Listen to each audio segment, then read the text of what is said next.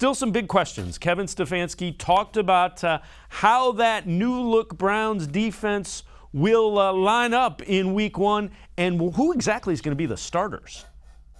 I think we know who our starters are today, Tony, but I would say we'll wait till next week to really finalize what we're going to look like going into Kansas City. Does that have to do with game plan or the competition itself?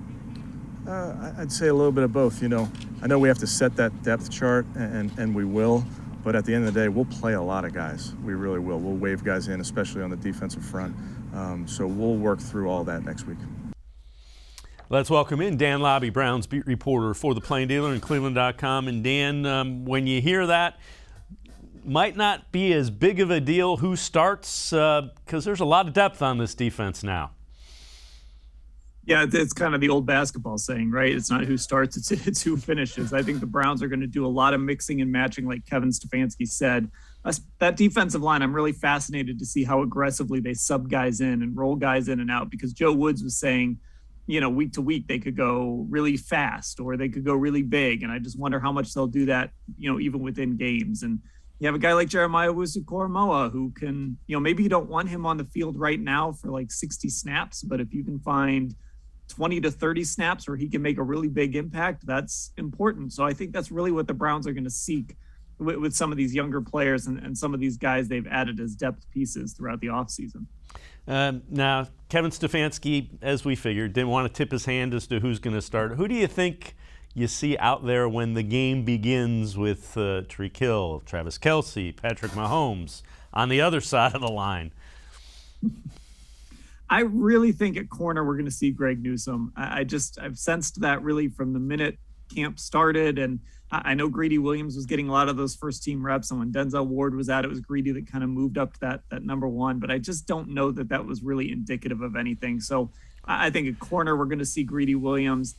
I think we'll probably see Andrew Billings and Malik Jackson in the middle, but Malik McDowell will certainly get some opportunities. Jordan Elliott will get some opportunities.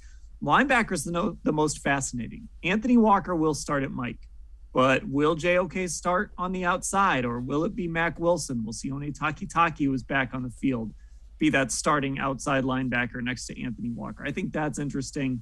At safety, I'm looking at Ronnie Harrison getting the start. I just don't know if they want to push it too hard with Grant Delpit, especially considering he's come back already once and then had to go back on the bikes for a while. So I would imagine Ronnie Harrison is going to be the guy that plays the lion's share of the snaps at safety next to John Johnson. But again, we're going to see Delpit plenty. And look, I think we'll see Greedy Delpit plenty, or Greedy Williams plenty as well. But I would expect Greg Newsome to be the starter on that second corner. When you look at that line, this might be one of those instances where they need to play fast. When you think about Tyreek Hill, you think about Patrick Mahomes, and you think about Travis Kelce. They, being the Browns front office, upgraded the speed for teams like they're facing in Week 1.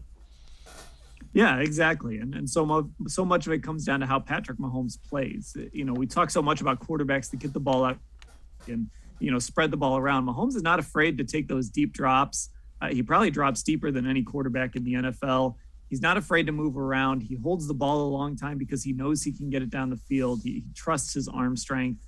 And that's where having fast guys like Garrett and Clowney and Tack McKinley, Malik McDowell, really big in the middle, just having all those guys that can kind of chase him around and not let him find a spot. And when he does take those deep drops, maybe you can force him to move up in the pocket. And that's where a Malik Jackson could kind of clean things up a little bit. So, you're right. They might not admit it, but they've certainly built this team to try and beat Kansas City, but also to beat, the Bills with Josh Allen, the Ravens with Lamar Jackson. But I have to believe a lot of what they did this offseason had to do with the team they played last season.